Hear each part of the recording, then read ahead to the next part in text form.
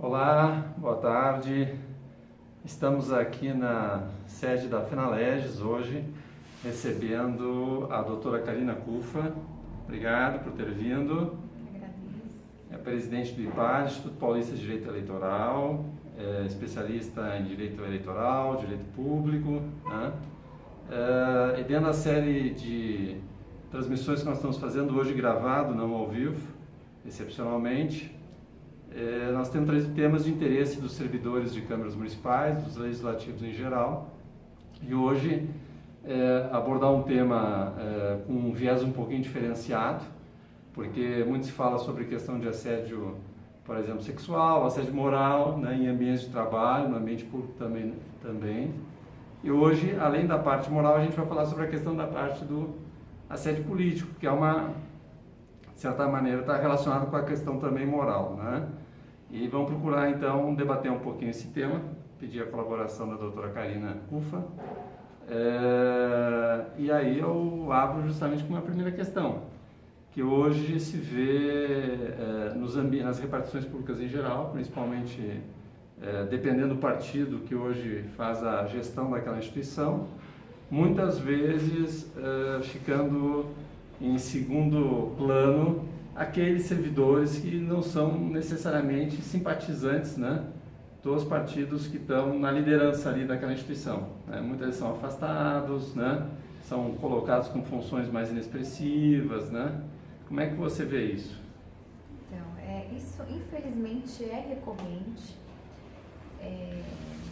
Tem muitas administrações que têm esse comportamento de reduzir a importância daquele servidor que não é da mesma bandeira política do candidato eleito, né? No caso do presidente da Câmara ou do prefeito, se for no caso do Executivo. Então, o que nós verificamos? Essa questão do desprestígio na hora de um cargo comissionado, de uma função daquele servidor público, muitas vezes até reduzindo o trabalho do servidor naquilo que tem as suas competências do concurso que ele prestou. Sim. Então, se ele prestou um concurso para determinada atividade, tem os casos mais extremos que colocam a pessoa, por exemplo, para cuidar do arquivo geral, em situações até bem complicadas, né? Dependendo do local de trabalho. E isso acontece, isso pode ser questionado na justiça. Contratações privadas pela CLT são discutidas na esfera, né, da justiça trabalhista. No caso de servidor público, né, com o regime estatutário, essas discussões são na justiça comum em relação aos danos morais, em relação ao assédio político, inclusive. Em 2013, o STJ veio reconhecer a possibilidade de condenar o administrador público que comete assédio moral, sexual, por improbidade administrativa. E, no caso do político, também pode ir nesse mesmo caminho, porque não deixa de ser um assédio. E acho que essa inovação é muito interessante, porque não fica só na esfera da indenização pecuniária, né? Acaba atingindo o próprio administrador, que eu acho que somente respondendo uma ação de improbidade, perdendo os direitos políticos, perdendo o cargo, ficando inelegível por 8 anos, o administrador vai deixar de cometer esses atos. Porque quando ele muitas vezes está por questões políticas, de simpatia política, afastando um servidor que pode ser até o melhor profissional daquele setor, por questões de simpatia política, não está prejudicando só o servidor, né? Está prejudicando a repartição, o erário, quer dizer... Está lesando os princípios da administração pública, porque ele não pode agir de forma parcial, né, com interesses pessoais. Então, ele fere o princípio da impessoalidade, né, dentre outros tantos. Olha, é que já virou um pouco tradicional, né? No Brasil, nesses últimos anos, os partidos que estão assumindo a gestão pública fazerem isso, de certa maneira, desconfiarem da equipe de servidores efetivas, principalmente, né? acreditando que eles tendo estado servido à gestão passada, né, mas também servido às outras gestões anteriores, né, não teriam confiança, né, suficiente para poderem assumir cargos de decisão da nova gestão. Isso já é meio da cultura política assim brasileira, é um momento nosso disso. Alguns acreditam, e isso já de muito tempo, que aquele servidor efetivo ele está vinculado a quem o nomeou. Até porque ele imagina, não é o caso de todos, obviamente, mas aquele administrador ele imagina que pode ter tido uma fraude, um concurso, que um tempo atrás era mais recorrente, hoje já nem tanto. Então, foi direcionado, então aquela pessoa está ligada ao prefeito ou presidente de Câmara que o nomeou. Então, eles tratam com certo receio os servidores efetivos e querem fazer um pouco da administração pública uma coisa privada. Eles acabam valorizando demais o servidor comissionado, muitas vezes sem qualificação técnica, né? Não estou dizendo que é regra, mas muitos servidores comissionados não têm qualificação técnica suficiente para exercer aquele cargo, não têm experiência que um servidor efetivo tem por estar muitos anos na casa, né? E aí ele acaba valorizando muita gente de fora e não tentando trabalhar com a própria equipe que ele tem à sua disposição. E isso acho que é por conta dessa cultura de desconfiar, de achar que a pessoa está ligada a um outro candidato. Certo. Eu acho que sim, eu acho que em parte realmente essa parte da cultura. Por outro lado, também a gente tem a cultura partidária, né, dos partidos, de certa maneira, extraírem a sua capacidade eleitoral do Estado, né? Então, colocar pessoas que possam ter um olhar também eleitoral dentro da instituição pública acaba sendo algo bastante comum. Agora, estando nessa situação, a pessoa foi eventualmente afastada, colocada num cargo inferior para fazer uma função de pouca expressão. Há algo que possa ser feito? Isso tem partido do próprio servidor? Isso pode ser uma denúncia anônima? Isso pode, enfim, de que maneira pode ser procedido algum tipo de reação a esse tipo de decisão do gestor?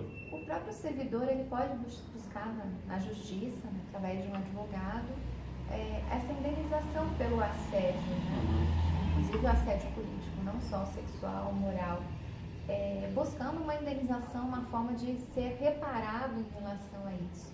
Em casos mais graves de assédio moral, em especial, né, sexual também, o servidor chega a entrar em depressão. Então é muito grave isso e acaba atrapalhando, obviamente, o trabalho, a rotina da pessoa, porque um chefe com problemas, né, um chefe sem equilíbrio emocional suficiente, ele acaba tornando o funcionário doente. Então, uma forma que a Justiça viu de reparar esse dano, que não se aplica só a empresas privadas, se aplica também ao serviço público, é buscar esse dano. E agora, eu acho que uma forma efetiva de colocar o administrador no seu lugar é ir ao Ministério Público, levantar o caso, depende de muitas provas, não adianta lá só alegando, o importante é que tenham provas robustas. Sim. Em relação ao assédio, para entrar com uma ação de improbidade, porque a ação de improbidade ela é uma ação muito séria e para ela ser processada e ser, enfim, julgada com as ações previstas, ela precisa ter bastante prova em relação a isso.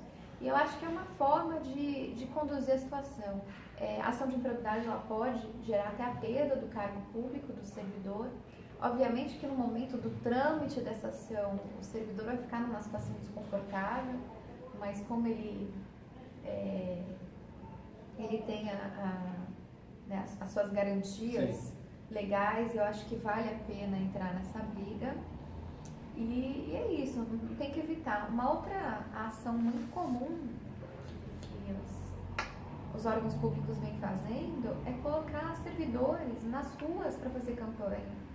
Inclusive, no caso de conduta vedada, né? É proibido colocar servidor durante o trabalho para fazer a campanha. O servidor pode fazer nas suas férias, no horário fora do expediente, ou se está de licença.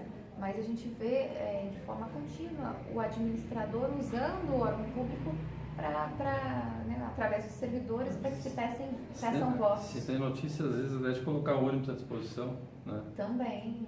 Então, assim, são muitas condutas graves na esfera do direito administrativo em relação ao servidor. Tem como pedir uma indenização em relação a isso, até para evitar que essa situação continue e o servidor adoeça, porque depende da gravidade, né? Colocar um servidor num ambiente ruim ou tratá-lo com indiferença ou maus tratos, isso pode tornar o servidor deixá-lo doente por conta disso. Né? Então, para evitar isso, o meio é a ação de indenização, a ação de improbidade para penalizar onde dói, né, o administrador. Então, assim, tem uns meios para se buscar isso. Teria aí também, por exemplo, um papel de monitoria dessas situações da associação de servidores, um sindicato, de uma federação de servidores, também pode ser um local a quem se recorrer, quer dizer, essas entidades que são associativas, dos servidores, elas podem ter um papel também de monitoria desse comportamento do administrador? Sem dúvida, o papel do sindicato ele é muito importante. O sindicato ele consegue reunir essas informações, subsidiar, né, esses trabalhos e também tentar um diálogo com o órgão público, porque às vezes até mesmo antes do sindicato indicar um jurídico para estar acompanhando o processo, né, uma orientação jurídica, ele pode buscar uma intermediação dessa situação, porque em muitos casos, às vezes um diálogo resolve, até por isso que a arbitragem ela está sendo cada vez mais usada e tem também tentado entrar na esfera pública, né, apesar de ter uma certa resistência, mas é interessante ter uma mediação desses casos, né, porque às vezes uma conversa resolve o problema daquele servidor, o órgão público, o administrador público é alertado, né, de que ele não pode cometer aquela infração, até porque muitas vezes alguns administradores têm um jeito tão soberbo que nem imagina as consequências, falam, eu sempre fiz assim, nunca deu nada e vou continuar fazendo, mas a gente está num momento diferente, inclusive o assédio sexual hoje é previsto no Código Penal e o administrador muitas vezes não sabe disso, então ele vai cometendo os atos como cometeu no passado e acha que não vai acontecer nada. Então, eu acho que é um momento agora de estar denunciando e usando o sindicato como um instrumento de diálogo com o órgão público. Tinha um momento que, de certa forma, digamos assim, que a sociedade esperava menos do poder público, hoje a sociedade espera bastante, né? Quer resultados, quer prestação de serviços, tem urgência, né? A gente tem sentido isso de maneira geral. Então, o servidor, ao denunciar, talvez hoje encontre um ambiente mais propício para a denúncia dele ser bem acolhida, né? Porque muitas vezes tem um passado, principalmente interior ainda, que imprensa, a atuação do Ministério Público, se bem que a atuação do Ministério Público hoje é bastante efetiva, né? Bem fortalecida, que a pessoa muitas vezes, principalmente no estado interior, ela se via, né, na posição de denunciar solitária e muitas vezes até ser abandonada pelos próprios colegas, sofrer né? mais consequências. Sofrer mais consequências ainda. Então ela achar que possa ser tolerável qualquer tipo de assédio porque não há outra solução, né? Eu acho que principalmente por conta das redes sociais, o mundo mudou. Hoje, se um administrador causa algum dano a um servidor público e o servidor vai ao jornal e o jornal não quer apoiar, não quer divulgar aquela matéria, não quer dar importância para aquilo, a rádio da mesma forma não quer dar importância, a própria pessoa vai nas redes sociais, faz um desabafo e ali vai ter milhares de pessoas seguindo e apoiando aquela pessoa e aquilo vai tomando um corpo grande. E eu acho que por conta dessas ferramentas, inclusive, que hoje a administração é tão cobrada. Porque antes a administração, ela criava um muro. Né? Ele estava de bem com o jornal, com a rádio, né? Em municípios maiores com a TV. Então, a população não conseguia acesso às informações, né, que eram necessárias. Isso eu falo, obviamente, não de todas as mídias, né? Tem empresas de jornal, de rádio, TV muito sérias e que passam a informação correta. Mas eu digo isso de alguns municípios que a gente sabe que assim funciona e isso blindava o administrador de qualquer questionamento. Agora não, a pessoa vai às redes sociais quando vê aquilo já se transformou em algo tão grande que não tem como esconder mais. Certo. Até tem que assumir, né? E remediar. E eu acho que com isso o servidor acaba não sendo também agredido durante esse processo, né, ou processo em relação ao assédio, ou então uma ação de improbidade, né? Ele acaba não sendo penalizado nesse período porque tem ferramentas também através das mídias de ele denunciar o que está sofrendo. Um aspecto interessante, você usou a palavra da arbitragem, né, que hoje é bastante comum, pelo menos nos meios corporativos privados, né, bastante usado, tal como uma maneira de reduzir o campo jurídico, reduzir, enfim, antecipar acordos, né, e dar agilidade aos processos. Você acha que a arbitragem ela tem espaço também no campo público, tem espaço nas discussões que nem essa que nós estamos colocando, de criar essa interlocução e poder evoluir soluções sem precisar ser soluções judiciais, né? A arbitragem, eu acho que é um meio muito ágil e eu acho que qualquer acordo é melhor do que uma boa briga, né? Então, tendo uma possibilidade de juntar as duas partes e mediar aquele conflito, com certeza vai ser muito mais frutífero do que uma briga judicial. Todavia, como se trata de dinheiro público, de interesse público, há uma certa resistência, né, da doutrina, da jurisprudência em aceitar a arbitragem como meio de solução dos conflitos. Eu acho que isso vai fazer parte de um processo evolutivo, eu vejo de uma forma positiva. Sim. Claro, uma arbitragem séria, né, não tendenciosa. Por exemplo, quando começaram a aplicar arbitragem na área na área trabalhista, e eu falo porque eu estive defendendo uma associação de servidores numa questão trabalhista e eu presenciei o próprio mediador tendenciando em favor do empregador. Né?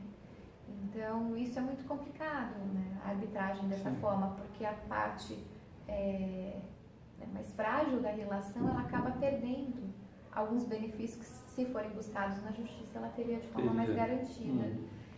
Então, é mais isso. Eu acho que se a arbitragem for tratada de forma séria, por pessoas sérias, há de ter uma evolução. Senão, ela vai acabar não funcionando para essas áreas mais que têm uma relação de superioridade. Pois é, pode ser só para validar decisões de conveniência, no caso, né?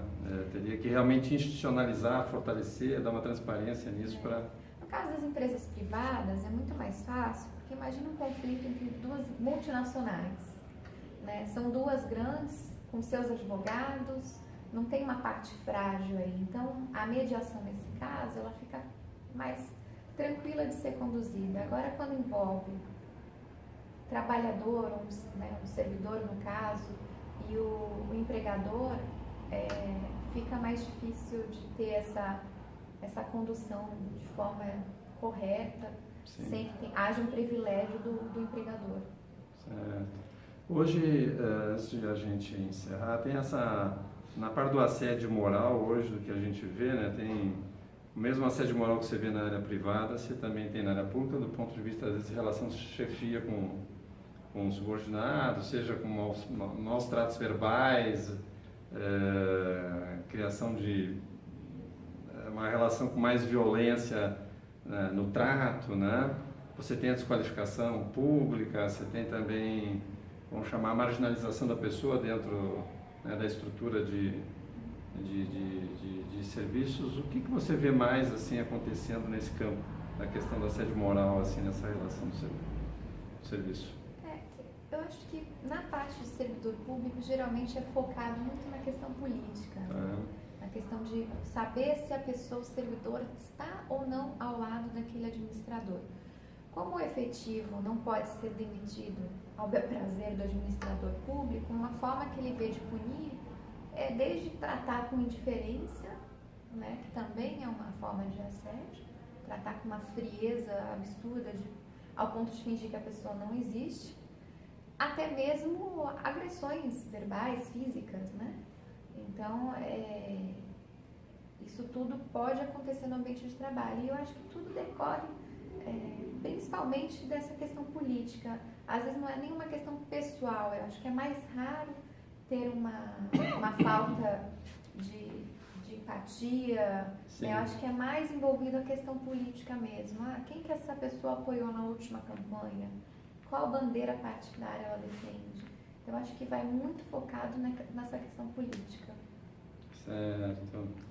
E, bom, então hoje, quer dizer, o que a gente podia falar em termos de recomendação ao servidor público relativo a questões de assédio político é procurar formas de, junto à sua entidade de classe, algum tipo de representação, interlocução, procurar juridicamente, né, ou procurar, enfim, às vezes alguma estrutura, porque também tem algumas instituições públicas, não sei se a ouvidoria atende isso, por exemplo, né?